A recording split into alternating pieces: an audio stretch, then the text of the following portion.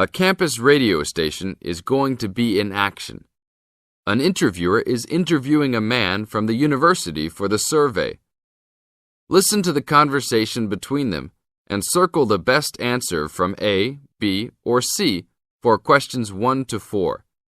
You now have some time to read questions 1 to 4.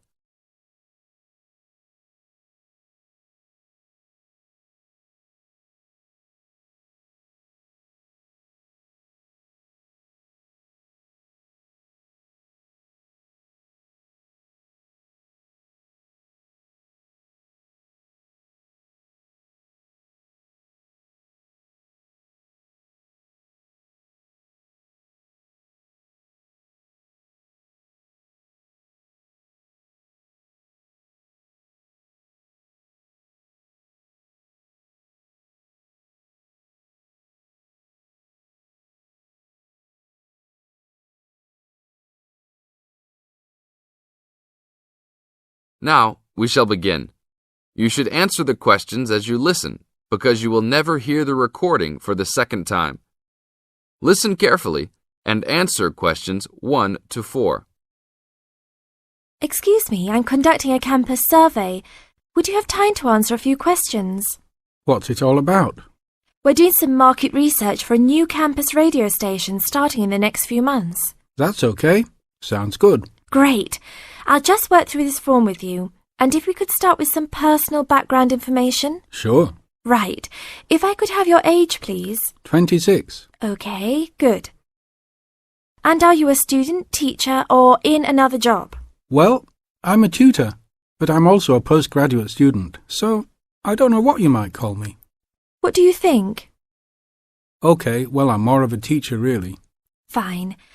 And would you mind if I asked about your salary, or I could leave it blank? No, that's okay. It's $20,000 a year. Thanks. Right. Now about your current listening habits. What would you say is your main reason for listening to radio? Well, I'm usually busy during the day at work, so I usually only listen to the radio at night. It helps me relax and unwind, even if I'm studying. Good. And how many hours a day on average do you listen to the radio? Well, not a lot really. I'd say just over an hour all told. Now you have some time to read questions 5 to 10.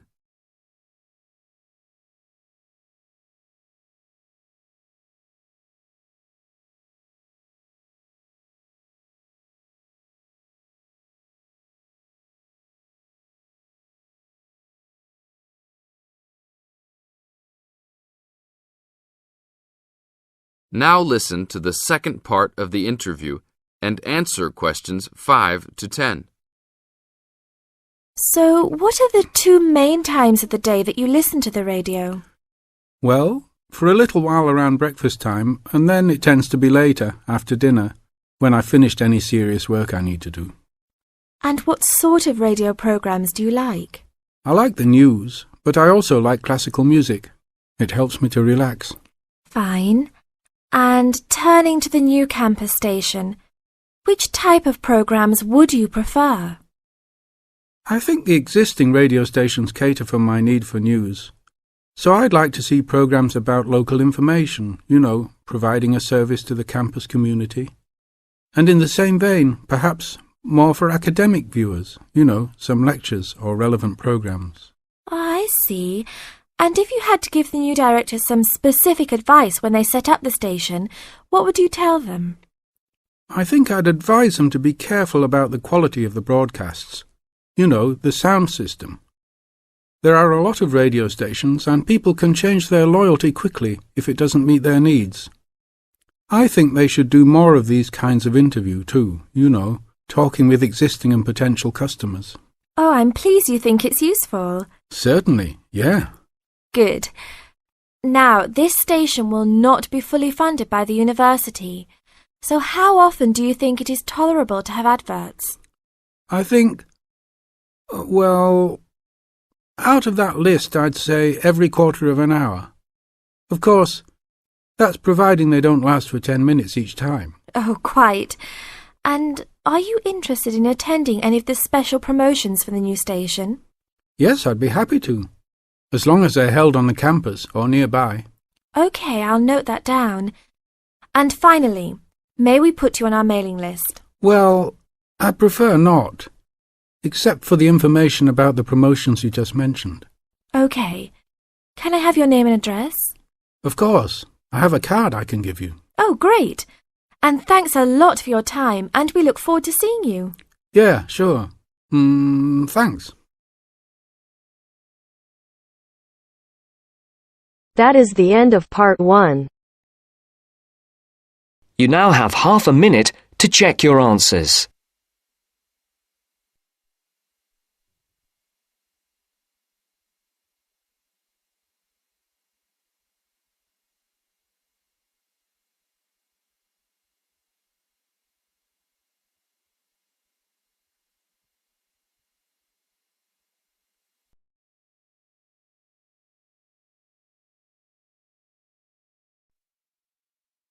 Now turns to part 2. Part 2. You are going to hear a lecture given by a counselor.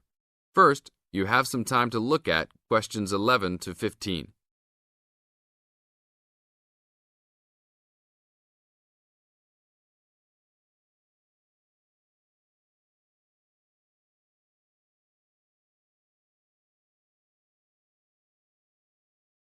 Now listen to the tape and answer questions 11 to 15. Hi, I am your counselor for this year. Today, we will visit the facilities available to you on our campus. As students, you should take advantage of everything you have available to you. How many of you like sports? Well, I hope most of you do, because our school has great sports facilities.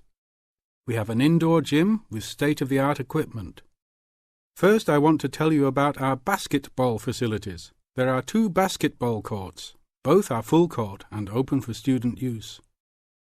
We offer basketball leagues that all students are invited to join. Just sign up with a team. Usually, there are games on the courts, but during league time, only the teams are allowed to use the courts. The basketball courts are open 24 hours a day. If you want a job, you can be a referee at the games. Next, I want to tell you about the tennis facilities. We have 5 tennis courts available for student use. The tennis courts are open every day, 8 a.m. until 10 in the evening. You should call ahead to reserve a court because they are very popular and can often be booked weeks in advance. There are rackets and balls available for rent at the front desk of the courts. There is an Olympic-sized swimming pool that is open for students and the general public. There are also showers and locker rooms available. The swimming pool is open every day, 9 a.m. until 7 in the evening. There are openings for the position of lifeguards, so if you are looking for a job in the sun, this might be good for you. Now look at questions 16 to 20.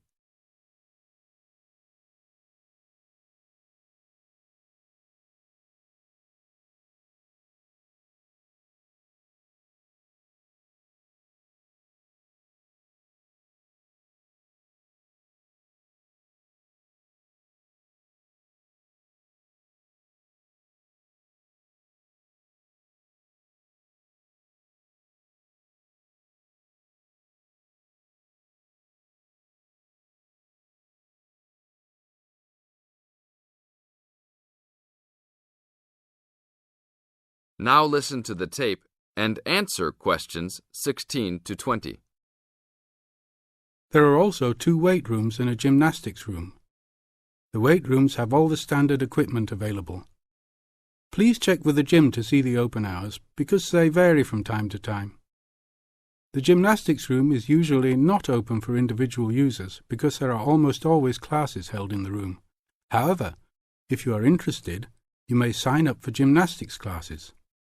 Plus, if you like martial arts and boxing, we offer classes for everyone, from beginners to advanced students. Please check the schedule for availability. There is everything available, from Chinese wushu to Brazilian wrestling. I will talk for a brief moment about our library system. Our campus has 3 libraries available to undergraduate students, 1 additional graduate library and 1 faculty library. The libraries are open daily until midnight except for during testing periods, when the libraries will be open 24 hours. Please look on a map to see where the libraries are located. All students with a valid ID can check out books, with a maximum of 10 books at a time. Books can be checked out for a 2-week period and then renewed for 1 month maximum. After that, there is a $1 fine per week that the book is overdue. I will repeat that. There is a hefty $1 fine per week. So it is a good idea to return books on time. If you lose a book, then you will have to repay the library for it, plus a fine. If you damage a book, most likely you will have to repay the value of the book. So please, enjoy the library facilities, but take care of the school's belongings. The library is also equipped with 200 computers for student use. They are all internet ready and available for use. You must sign up at the library for 1-hour time slots. You may sign up for up to 3 consecutive slots at a time. No one can use the computers without first signing in at the library. That is it for now. Thank you for your attention. That is the end of part 2. You now have half a minute to check your answers.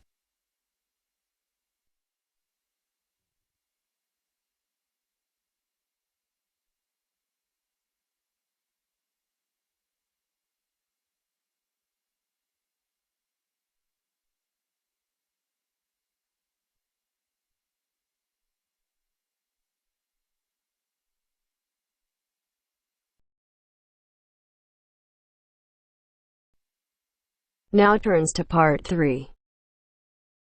Part 3. I have with me today Matthew East, a registered osteopath and a supporter of alternative techniques in healthcare. Matthew, can you tell us more about osteopathy? First, you have some time to look at questions 21 to 26.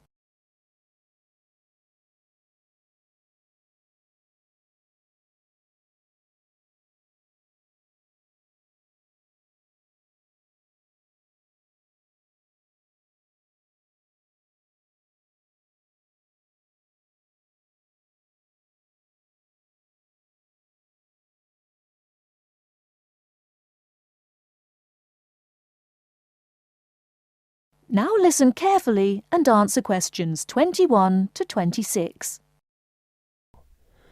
Over the past 50 years, there have been some radical changes in medicine as it is known in the West. This is largely the result of vast improvements in technology, but also in the rising importance of alternative treatments. I have with me today Matthew East, a registered osteopath and a supporter of alternative techniques in healthcare. Matthew, can you tell us more about osteopathy? Well, perhaps the first thing I should say is that the term alternative is actually a little misleading, as I am referring to approaches and attitudes to health that were in common use long before Western medicine was established. I prefer the term natural. Anyway, I'll begin by telling you a little about osteopathy. Basically, osteopathy is the manipulation of muscles in order to alleviate stresses and tensions that lead to pain. Now, unlike Western medicine, osteopathy considers the whole body, not just the affected area, and this is a very important principle of natural remedies. The whole body must be considered before a course of treatment can be decided upon. You see, the aim of therapies like osteopathy is not only to repair the body, but also to get the body treating itself. And this does not come from treating the symptoms. To give an example, I recently treated a 2-month-old baby who was screaming all day and was even worse at night. The couple had taken the baby to their doctor, but the only advice they were given was that the baby would grow out of it. However, the real problem stemmed from a difficult birth, which put pressure on the baby's neck. After 10 minutes of gentle manipulation, the pressure was released, and within 20 minutes the baby was quiet and calm for the first time. This was achieved without drugs or operations. Avoiding such invasive methods of treatment highlights another of the differences between Western medicine and a more natural approach. You see, Western medicine often uses surgery in order to find a solution to problems that could have been addressed with simple remedies. A medical approach that looks closely at how essential an operation is before it is performed would offer patients a considerably less stressful method of treatment, not to mention the financial savings. Natural remedies actually amount to about 10% of the cost of a Western course of treatment. Before you hear the rest of the talk, you have some time to look at questions 27 to 30.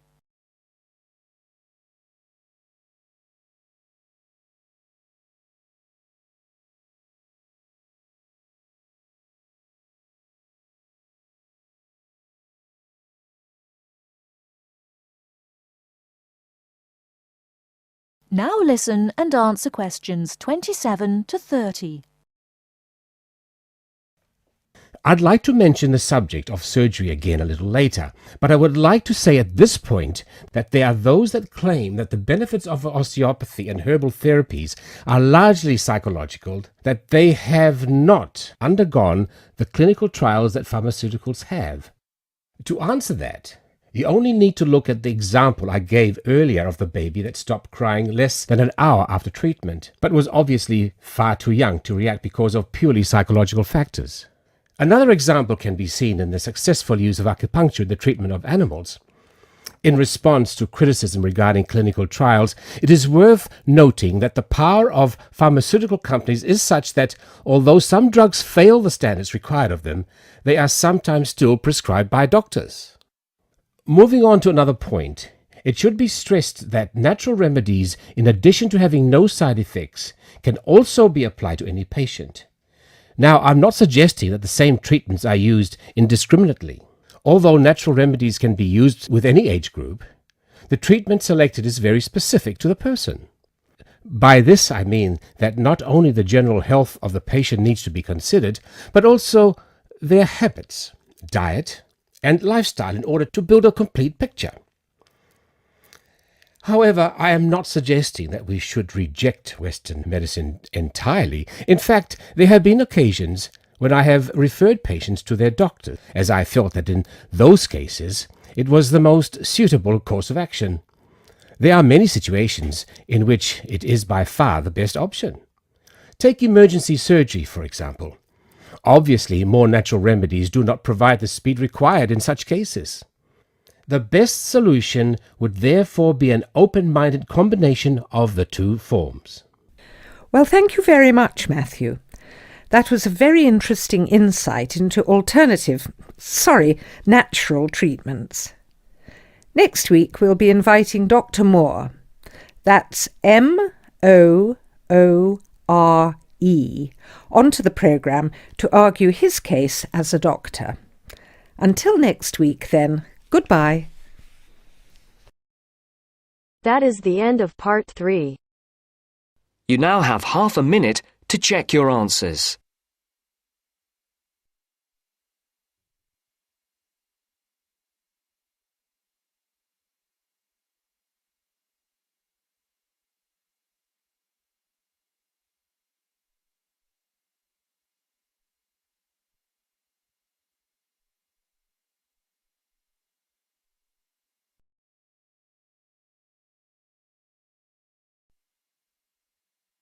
Now turns to part 4. Part 4. You are going to hear a conversation about using recorded delivery and registered post. First, you have some time to look at questions 31 to 40.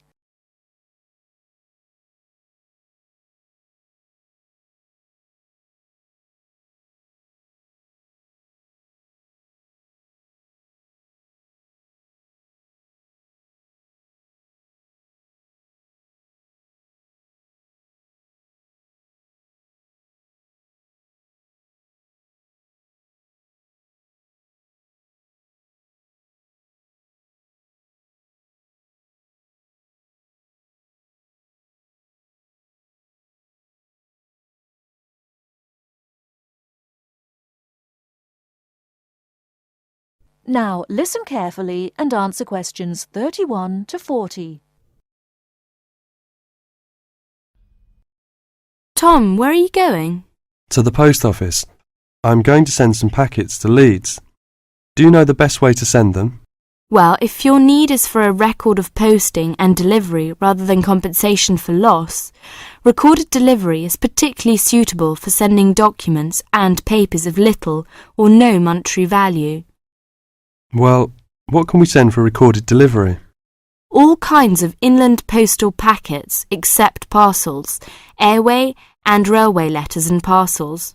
The service does not apply to mail for the Irish Republic. I see.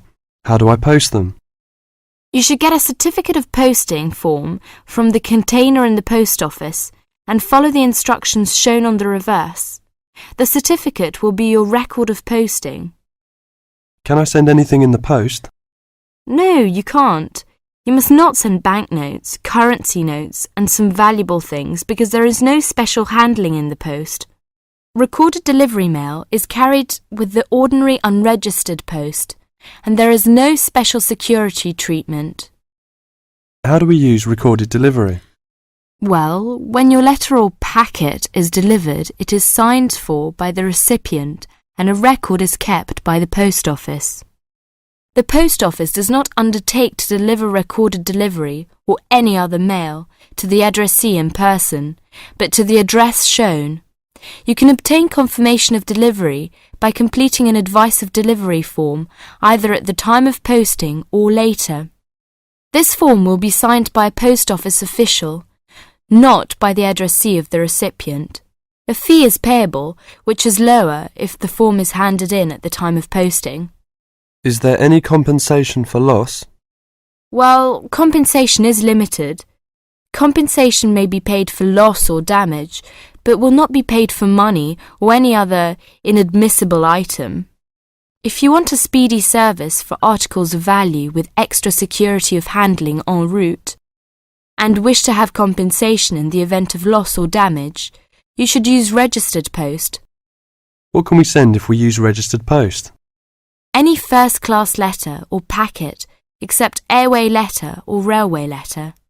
How do we post? What should we do? Well, you should make sure that the packet is made up in a strong cover and then it is fastened with wax, gum or other adhesive substance. Hand the packet to the post office counter clerk, together with the cost of postage and the registration fee. Do not post it in the posting box. Make sure that the fee paid is adequate to cover the value of the content. The counter clerk will give you a certificate of posting which he has initiated with the date stamped. Is there any special security for the registered post? Yes, all registered mail receives special security treatment. Packing is very important because registration is not in itself a safeguard against damage. The contents of registered packets must be adequately packed. How do we pack then? Do we have to use special envelope? Yes, you have to send the articles in one of the registered letter envelopes sold by the post office. These envelopes are already stamped for first-class postage and have the minimum registration fee. What about the compensation? Compensation will not be paid for the following articles, such as banknotes, currency notes, trading stamps, coupons, and some valuable things, unless they are enclosed in one of the registered letter envelopes sold by the post office.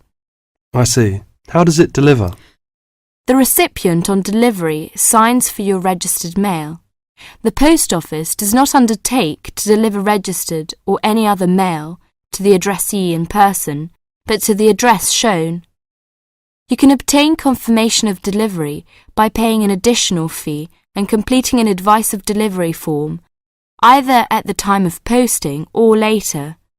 If you require the recipient's signature on the advice of delivery, the form must be handed in at the time of posting. Otherwise, a post office official will sign the certificate. The advice of delivery fee is lower if the form is handed in at the time of posting. Thank you very much for all this useful information. That is the end of part 4. You now have half a minute to check your answers.